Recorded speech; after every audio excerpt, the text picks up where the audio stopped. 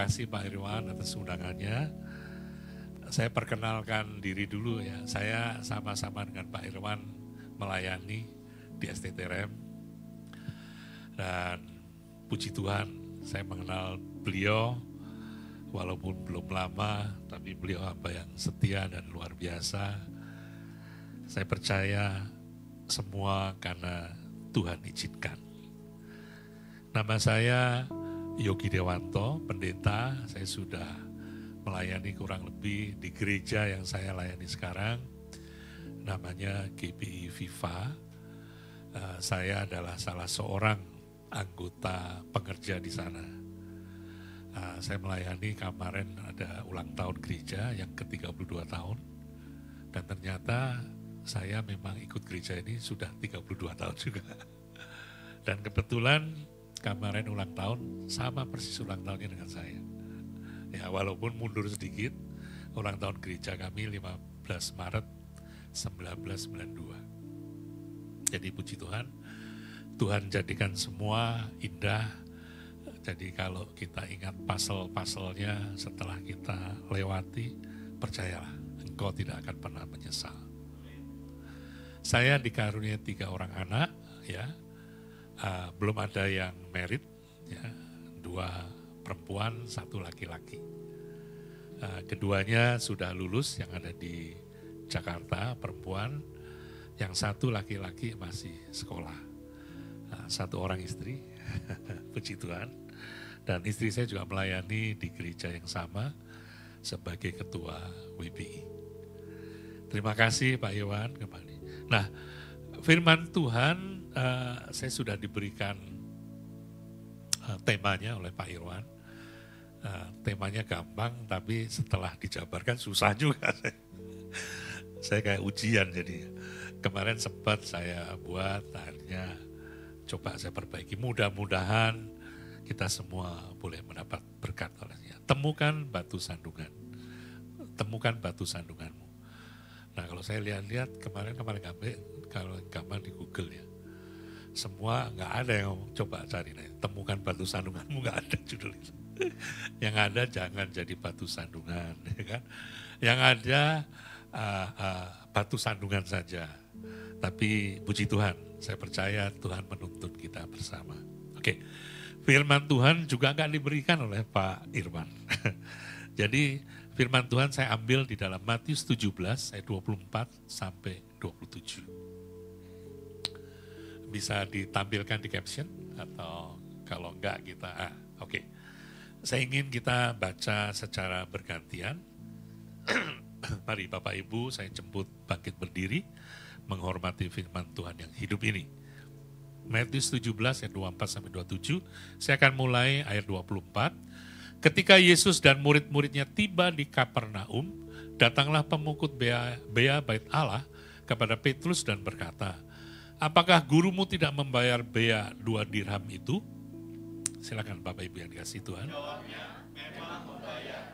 Dan ketika Petrus masuk rumah, Yesus mendahulunya dengan pertanyaan, apakah pendapatmu Simon?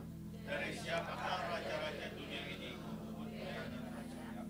Dari rakyatnya atau dari orang asing? Jawab Yesus, dari orang asing. Jawab Petrus, dari orang asing. Maka kata Yesus kepadanya, jadi bebaslah rakyatnya.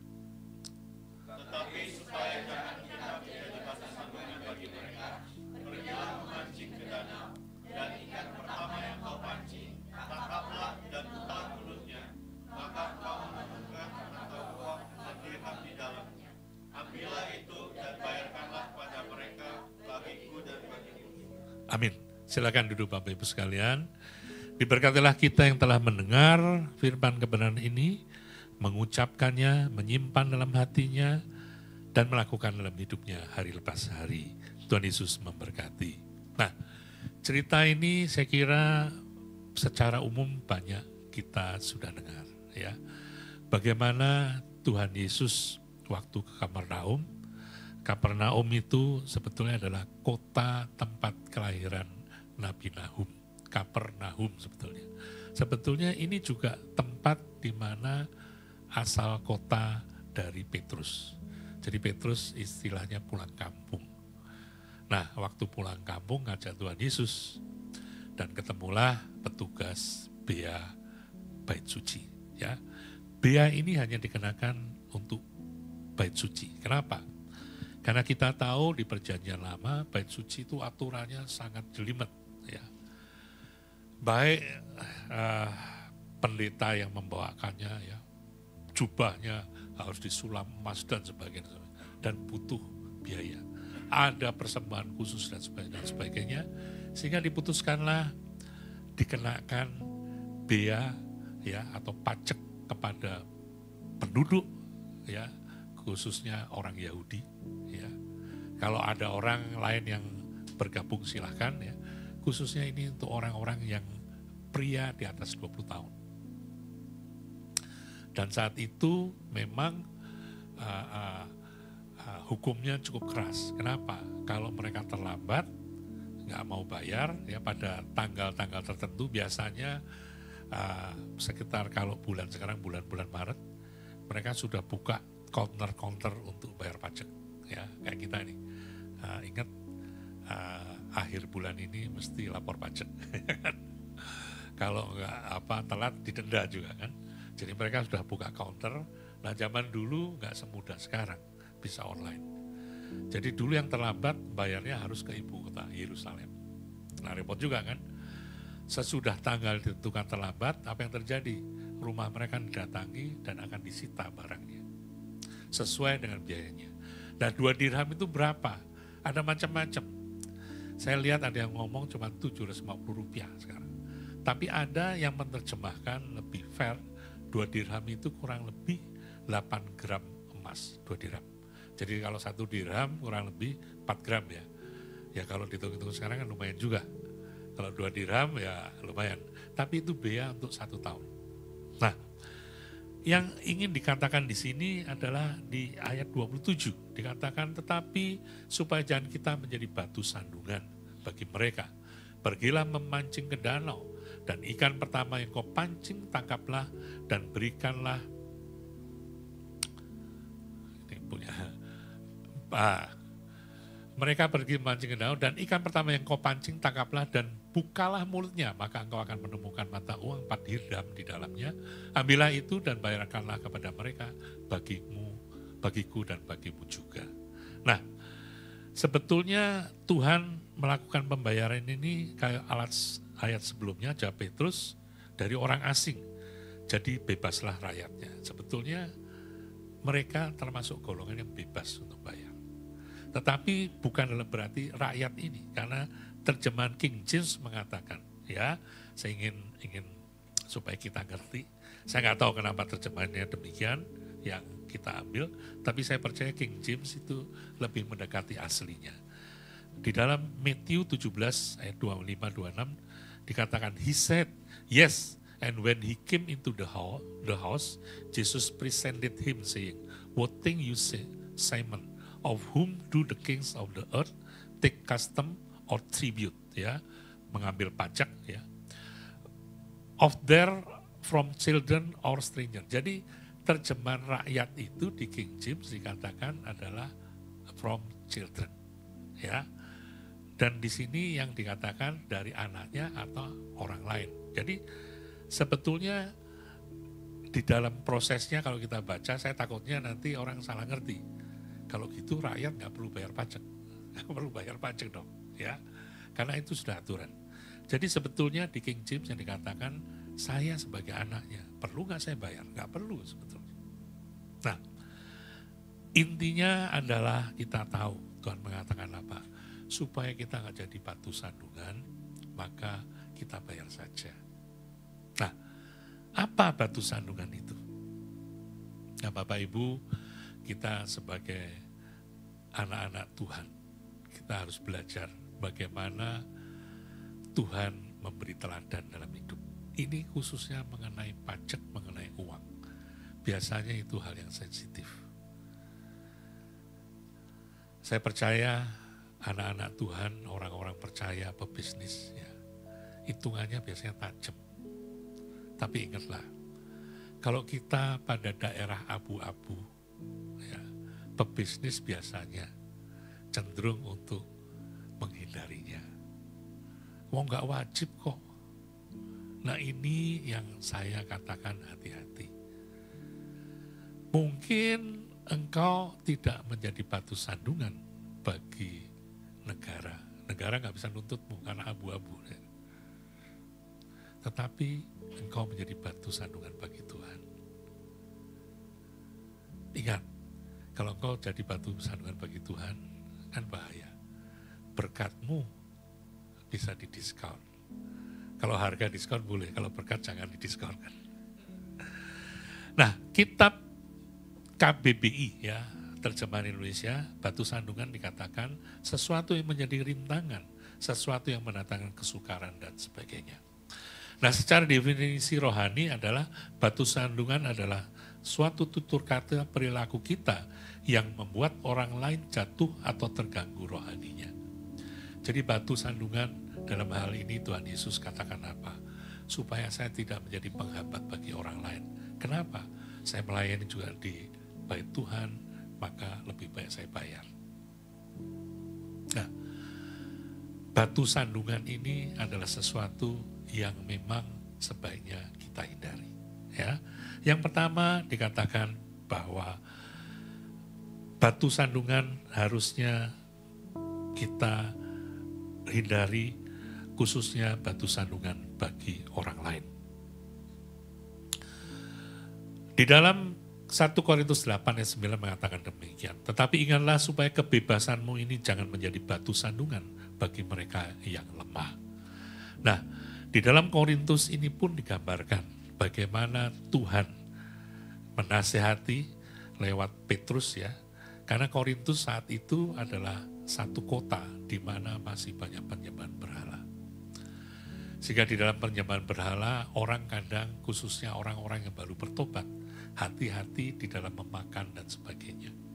Dan di situ kalau nanti Bapak Ibu baca lebih lanjut, 1 Korintus 8, 9 sampai 13 ya khususnya, dikatakan adalah orang-orang yang banyak persembahan sebagainya, sehingga orang-orang ragu-ragu untuk memakan. Wah nanti kita dikutuk, nanti kita dan sebagainya. Nah, dikatakan di situ bahwa Tuhan sudah menyatakan apapun yang Tuhan nyatakan halal, maka itu adalah halal untuk kita makan. Nah, pengertian ini hanya diketahui oleh orang-orang yang khususnya orang-orang percaya. Nah, Tuhan katakan apa yang bahwa kita itu harus hati-hati. Lebih baik saya bacakan 1 Korintus 8 ayat 9 sampai 13. Tetapi jagalah supaya kebebasanmu ini jangan menjadi batu sandungan bagi mereka yang lemah. Karena apabila orang melihat engkau yang mempunyai pengetahuan sedang duduk makan di dalam kuil berhala, bukankah orang yang lemah hati nuraninya itu dikuatkan untuk makan daging persembahan berhala? Dengan jalan demikian, orang yang lemah yaitu saudaramu, yang untukmu Kristus telah mati, menjadi binasa karena pengetahuanmu. Jika engkau secara demikian berdosa terhadap saudara-saudaramu dan melukai hati nurani mereka yang lemah, engkau pada hakikatnya berdosa terhadap Kristus. Karena itu apabila makanan menjadi batu sandungan bagi saudaramu, akan supaya aku jangan menjadi bagi saudaramu. Selanjutnya ayat 13 ya. Karena itu apabila makanan menjadi batu sandungan bagi saudaraku, aku untuk selama-lamanya tidak akan mau makan daging lagi, supaya aku jangan menjadi batu sandungan bagi saudaraku. Ini yang Petrus katakan ya. Jadi kalau kita ragu-ragu waktu makanan enak segala macam ya, lebih baik kita hindari ya. Walaupun Tuhan tidak melarangnya. Ini sejalan dengan yang sudah dikatakan di dalam Matius tentang pajak. Kalau kita ragu-ragu ini menjadi batu sandungan atau tidak, lebih baik aku hindari. Ya, maksudnya adalah seumpama. Saya ada orang yang bertobat dari agama seberang. Ya, kita makan sama-sama. Dia sudah bertobat, kan biasanya favoritnya orang Kristen kan babi. Apalagi kalau kita makan babi rasanya kita lebih layak bagi orang agama seberang. Ini kan sebetulnya kita juga provokator kan. Jadi Bapak Ibu, dalam hal ini kita hati-hati. Nah kebetulan teman saya ini yang sudah bertobat, dia bilang, Pak, sorry Pak, aku gak bisa makan babi Pak. Kenapa? Saya sudah kebiasaan lalu, aduh rasanya, bukan saya gak berani Pak, gak bisa. Nah dalam hal ini jangan kau paksa. Nah lebih baik ya, bukan karena kita ini masalah sopan santun. Saya waktu tahu dia gak bisa makan, waktu pesan pun saya hindari babi. Padahal kan kesempatan ya makan babi. Nah hal-hal ini kita harus sadari. Karena dengan jelas Tuhan katakan apa? Jika engkau secara demikian berdosa terhadap saudara-saudaramu, melukai hati nurani mereka yang lemah, engkau pada hakikatnya berdosa terhadap Kristus. Hati-hati. Kalau kelihatannya orang itu masih sungkan, ya gak apa-apa, engkau berdosa kepada Kristus. Itu yang kita harus sadari. Jadi kalau kita melakukan ini bukan karena kita takut dengan dia, tapi kita tahu menempatkan diri supaya kita tidak menjadi penghambat iman dia. Bahkan di hari-hari ini kalau ya ada saudaramu yang masih agama seberang, yang memang gak boleh makan dan ini dan itu, cobalah Anda bertoleransi. Karena Paulus katakan, kalau itu mengganggu, selamanya aku gak makan daging.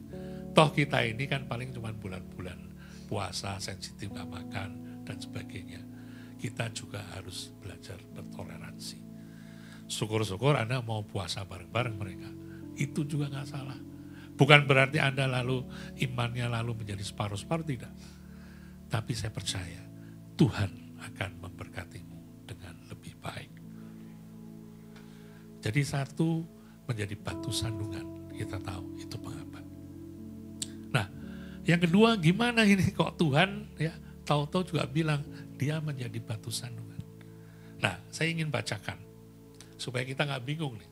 Mana yang benar sih? Tuhan Yesus menjadi batu sandungan. Matius 15 ayat 12-14 mengatakan demikian.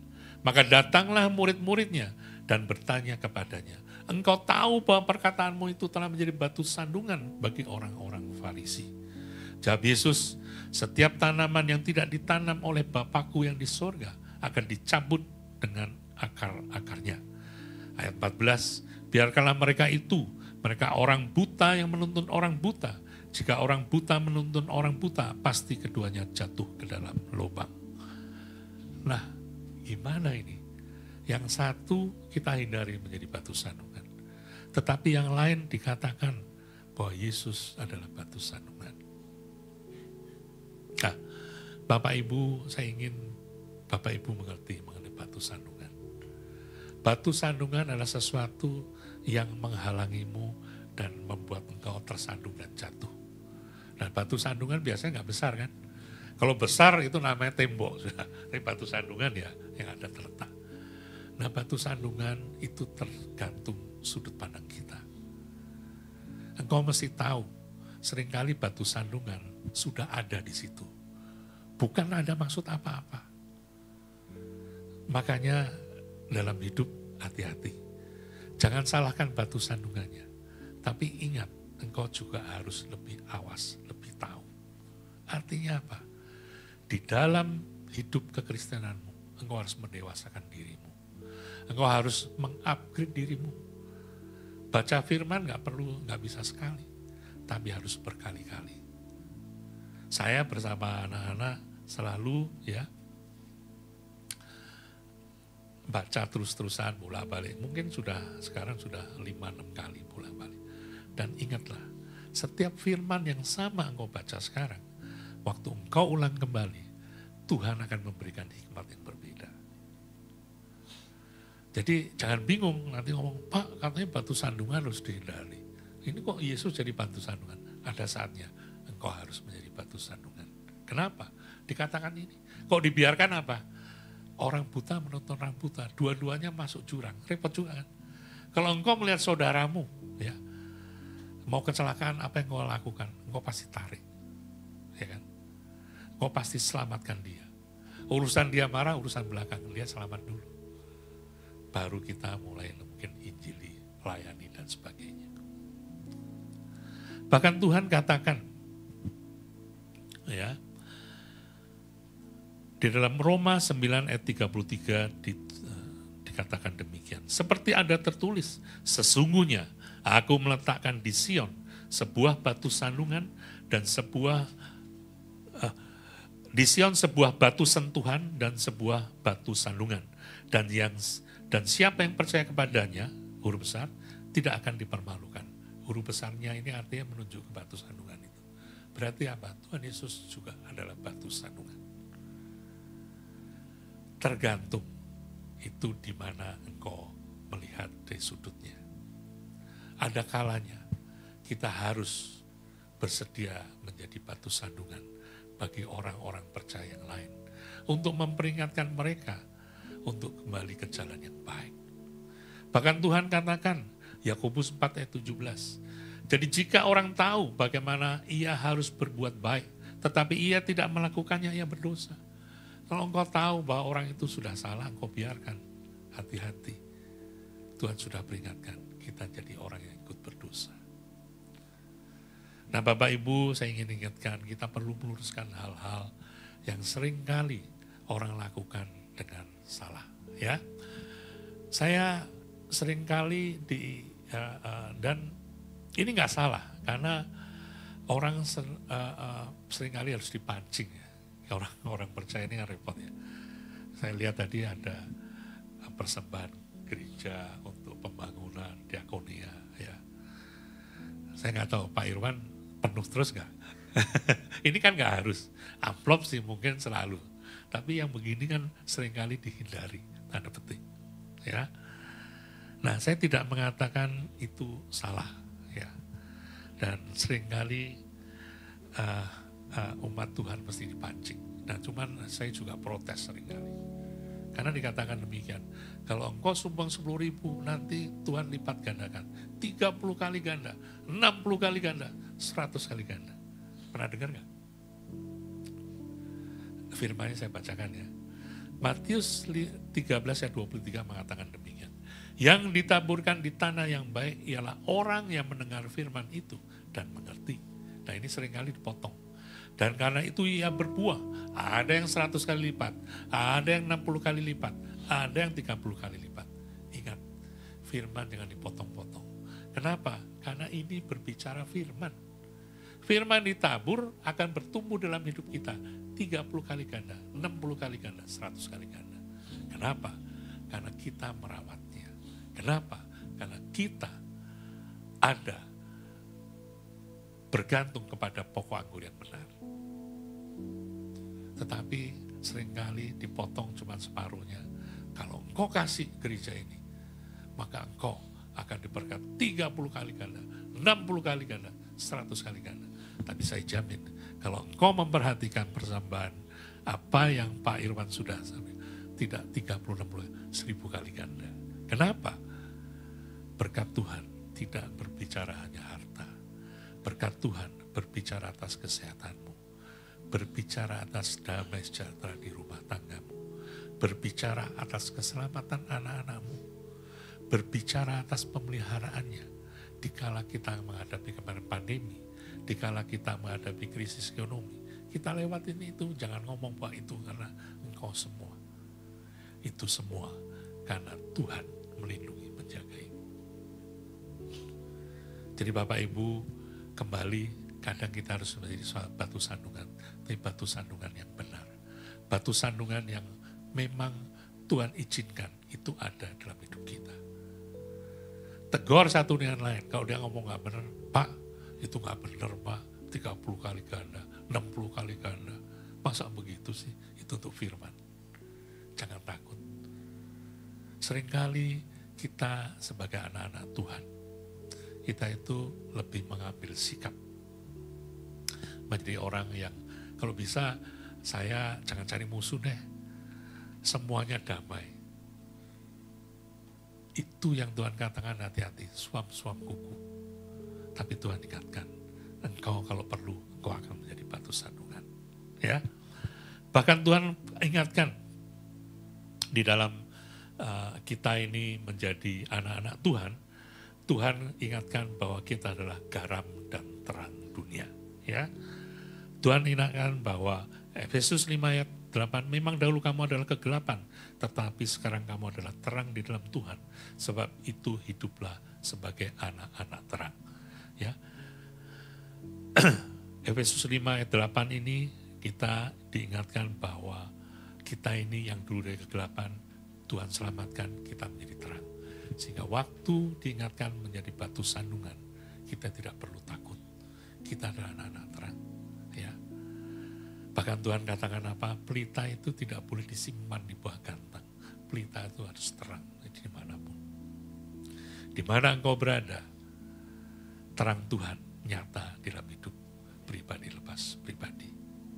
Nah, ada satu kesaksian yang menarik. John D. Rockefeller, ya, ini orang terkenal dari Amerika. Dia lahir 9 Juli 1839. Ya sudah lama sekali, sudah almarhum. Tapi kalau ngomong Rockefeller, itu adalah salah satu orang terkaya di Amerika. Bisnisnya adalah minyak, bahkan mereknya sekarang masih ada Exxon dan sebagainya. Itu punya beliau. Nah, hebatnya beliau ini memang seorang pengusaha yang ulung. Ya. Pada umur 30 tahun, dia men-take over perusahaan bapaknya. Dan men-take overnya dengan cara yang tidak baik. Ya, dia katakan ini bisnis. Kalau bapak nggak bisa, ya sudah. Dan dia take over. Bapaknya sampai frustrasi. Dia makin berjaya, tetapi ada waktunya. Dia adalah seorang Kristen Baptis yang sangat taat. Tetapi dia selalu menggunakan logikanya dibanding imannya. Nah, saya juga ingatkan ya, jangan benturkan logikamu dengan iman percayamu. Kenapa? Kalau engkau mulai membenturkannya, maka engkau akan bisa tetap mendapat berkat. Tapi itu berkat dari setan, saya katakan. Setan bisa berkati nggak? Bisa. Karena konon ya, salah satu perusahaan terkaya di Indonesia, itu berkatnya dari Gunung Kawi. Bapak Ibu mesti sudah tahu kira-kira. Ya, tetap diberkati kok. Tapi saya cuma ingatkan, kalau Anda kerja di perusahaan begitu, nggak usah takut. Kenapa? Tuhan pun mengatakan, ya, mamon bisa menjadi berkat kalau kita menggunakannya dengan baik, dengan benar. Jangan mamon yang memakai engkau, tapi engkau menguasai mamon. Ya. Nah, singkat kata, John D. Rockefeller akhirnya pada tahun 53, tahu-tahu dia dapat sakit penyakit. Nah, ingat, ini namanya sakit penyakit pasti saya percaya datang dari Tuhan. Dan dia orang kaya, dia pakai dokter top. Dokter akhirnya berkesimpulan. Dia waktu itu nggak bisa makan, ya, susah, walaupun duitnya banyak. Dan akhirnya dokter perkirakan umurmu hanya 1 tahun. Nah, Bapak Ibu, seringkali di dalam hidup kita menghadapi batu sandungan. Sakit penyakit pun batu sandungan. Nah, jangan ngomel dulu, periksa diri dulu. Jangan nyalahkan kiri kanan dulu. Jangan-jangan Tuhan berbicara lewat apa yang kau alami. Tadi saya katakan batu sandungan kadang sudah ada di situ. Kadang kita nggak awas, kadang kita nggak kurang mau upgrade diri sehingga kita kena batu sandungan. Jangan salahin siapa-siapa. Nah, dalam kasus John D. Rockefeller, lewat batu sandungan ini dia disadarkan. Tidak tahu kenapa, karena dia pikir mungkin umur saya sudah tinggal 1 tahun. Dia yang orang tadinya pelit, pebisnis ya, nanti Bapak Ibu bisa cari kalau mau cari di Google ya. Adalah pebisnis yang luar biasa, pelit, kejam ya. Waktu itu karena tinggal umur 1 tahun, dia pikir 1 tahun, akhirnya dia memutuskan, toh hartaku tidak aku bawa pulang ya. Ingat Ayub katakan, Ayub 1 ayat 21, dengan telanjang aku keluar dari kandungan ibuku, dengan telanjang juga aku kembali ke dalamnya. Tuhan yang memberi, Tuhan yang mengambil, terpujilah nama Tuhan. John D. Rockefeller untung dia adalah tetap walaupun kejam sebagai orang Kristen, sehingga dia ingat firman-firman itu. Apa yang dilakukan, akhirnya dia mulai melakukan hal-hal yang selama ini tidak pernah dia lakukan. Membangun rumah sakit, berkarya, orang sampai bingung. Tapi ternyata tahun pertama dia lewati, dia memberi. Tahun kedua dia lewati dan tercatat umurnya akhirnya sampai umur 98 tahun. Dia sembuh dan ternyata sampai saat ini John D. Rockefeller membuat satu perusahaan masih jalan, perusahaannya masih berjalan dengan baik. Dia membuat satu yayasan filantropi, ya, Rockefeller namanya, Rockefeller Foundation.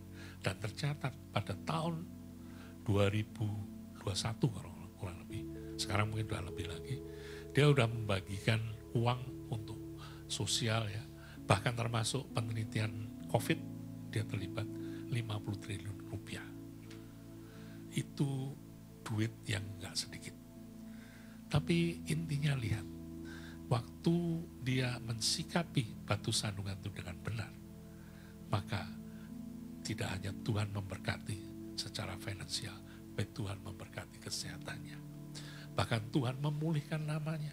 Yang tadinya dia sebagai orang kejam, orang yang dianggap gak berperi kemanusiaan, bahkan itu kan menjadi batu sandungan bagi Tuhan. Tuhan mampu mengubahkannya. Bapak Ibu sekalian, percayalah bahwa Tuhan adalah Tuhan yang mampu mengubahkan segalanya dengan benar. Kalau kita melakukan sesuai apa yang Tuhan teladankan dalam hidup kita. Ya, jadi batu sandungan bukan berbicara mengenai tidak boleh atau boleh, tapi tergantung pandangan di dalam engkau melihatnya. Ya, bahkan batu sandungan juga berbicara mengenai apa yang pantas di dunia ini. Ya, kalau kita lagi khotbah, ya, tidak ada larangan, ya, khususnya kaum wanita, ya, berpakaian seksi, ya. Kalau duduk di depan ada larangannya kan enggak? Walaupun sekarang kadang sudah mulai dicatat nih, khususnya untuk mengerja. Tapi seringkali kan kita tuh lihat, ya, di dalam gereja hari Minggu, dan saya percaya bukan di sini, ya, banyak orang-orang datang untuk memamerkan berkatnya. Ya. Kenapa saya tahu? Bapak Ibu coba nanti lihat. Ternyata di Jakarta ini ada sewaan untuk tas-tas mahal, ya. Dan ternyata setelah diperiksa, tas-tas mahal ini disewanya Sabtu dan Minggu. Kalau Sabtu bisa ngerti kan, karena untuk kondangan dan sebagainya. Kalau Minggu, nah itu kemana itu? Ternyata banyak juga yang ke gereja. Ya.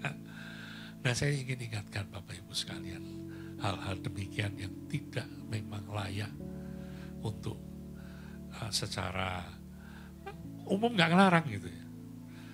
Tapi ini toh akan mengganggu orang lain.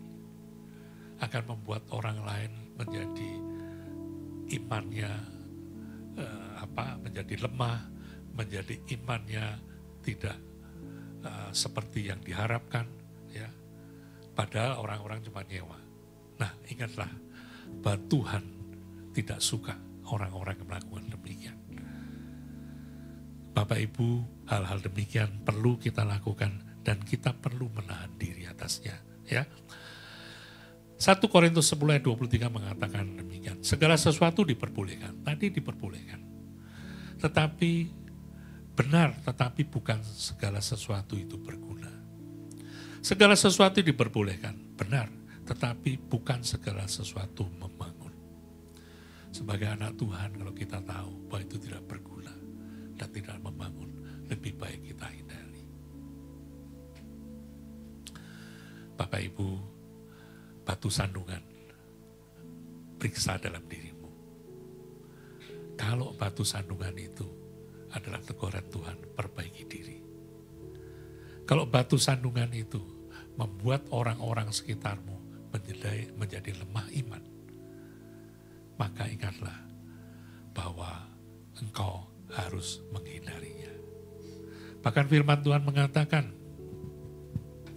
bahwa batu sandungan itu akan menjadi batu sandungan di dalam pelayananmu. Ya. 2 Korintus 6 ayat 3 mengatakan demikian. Dalam hal apapun kamu tidak memberi sebab orang tersandung, supaya pelayanan kami jangan sampai dicela. Khususnya kita hamba Tuhan, jangan sampai lewat tingkah laku kita menjadi sandungan, menjadi orang-orang yang mempertanyakan, menjadi orang-orang yang kok Tuhan begitu sih, kok Tuhan gak adil sih, ya. Karena firman Tuhan itu adalah iya dan benar, ya. Dikatakan Tuhan, bagaimana orang-orang yang tidak layak di hadapanmu yang berdosa itu, kok tambah gemuk, tambah kaya. Tapi sebagai orang percaya engkau tahu bahwa itu belum titik. Karena engkau tahu kan bagaimana orang yang miskin ya di pangkuan Abraham ketemu orang kaya. Orang kayanya tersiksa akhirnya di neraka. Ingatlah hal-hal yang sudah Tuhan memberikan pengetahuan itu. Itu kau jadikan sebagai peringatan bagi dirimu. Yang ketiga, ingatlah, kasih yang membangun itu lebih baik. Ya. Buah kasih di dalam 1 Korintus 13 ayat 13 mengatakan demikian. Demikianlah tinggal ketiga hal ini, yaitu iman, pengharapan, dan kasih. Dan yang paling besar di antaranya ialah kasih. Bapak Ibu, saya ingatkan, sebagai anak-anak Tuhan kita berlomba di dalam iman percaya kita. Hosea 4 ayat 6 mengatakan demikian, umatku binasa karena kurang pengetahuan. Nah, saya ingin ingatkan banyak orang-orang percaya karena dia merasa dia lebih beriman, dia lebih tinggi iman percayanya, dia mulai menghakimi orang lain. Orang yang sedang sakit bukannya didoakan, dihiburkan, bukannya dia dibantu, mulai dipertanyakan, jangan-jangan kau punya dosa sama Tuhan. Pertanyaan ini tidak pantas diperkatakan orang di luar dia. Tapi kalau engkau mempertanyakan dirimu sendiri, itu untuk memeriksa dirimu. Itu boleh. Tapi jangan engkau ucapkan bagi orang lain. Ada orang yang sedang kesulitan ekonomi. Mulai kita ngomong bisa bisik kiri dan kanan. Jangan-jangan dia bikin dosa ya. Makanya Tuhan tegur. Makanya berkatnya gak turun. Itu tidak boleh diperkatakan orang di luar yang bersangkutan. Kalau itu dipertanyakan oleh diri kita, kita lagi gak diberkati.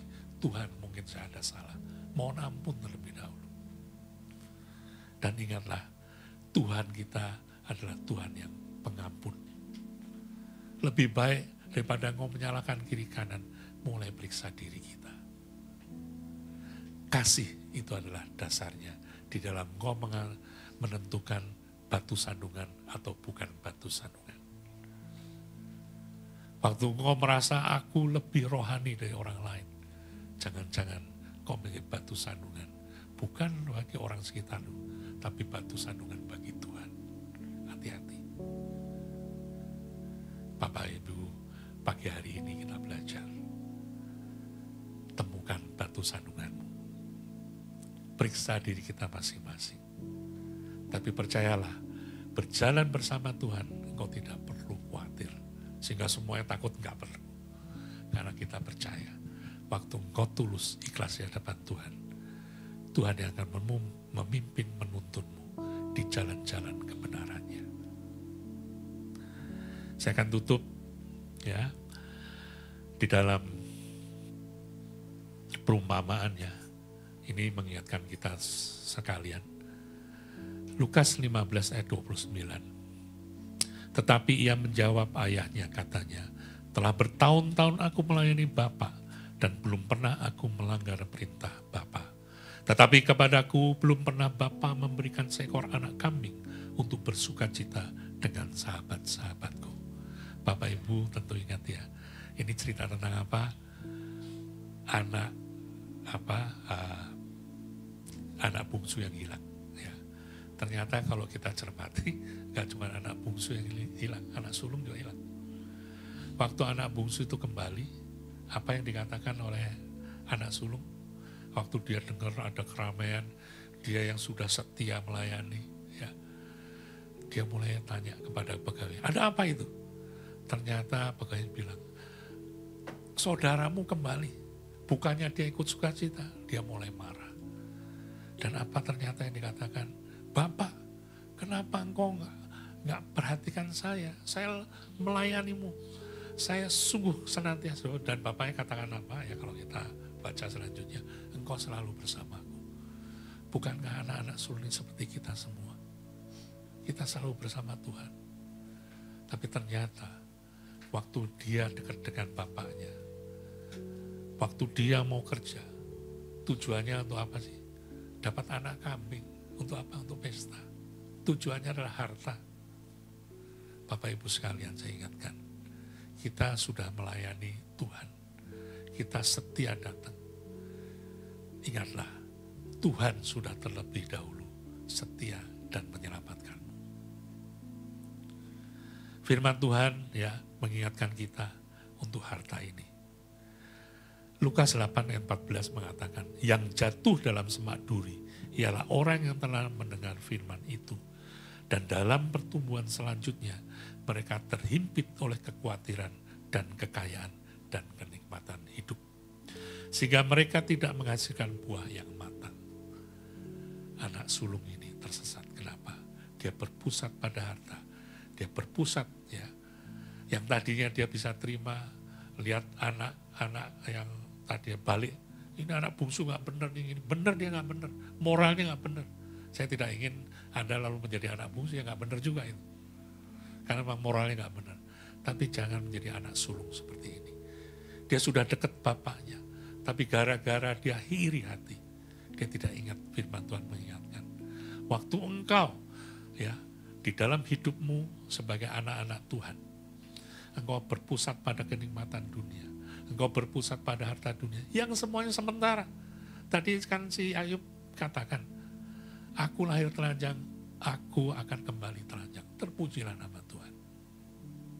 Ayub itu sudah luar biasa kan disiksanya. Anak-anaknya hilang, harta hilang. Tapi Tuhan kembalikan semua. Dan saya ingin kita semua tetap setia melayani Tuhan dengan motivasi yang benar. Jangan motivasimu harta dan kenikmatan dunia yang sementara. Karena firman Tuhan katakan, kalau engkau punya motivasi begitu, engkau seperti firman Tuhan yang dihimpit oleh duri dan onang. Dan akhirnya engkau tidak berkembang. Bapak Ibu, temukan batu sandungan kita, dan kita menjadikan batu sandungan menjadi batu lompatan bagi hidup kita. Tuhan Yesus memberkati.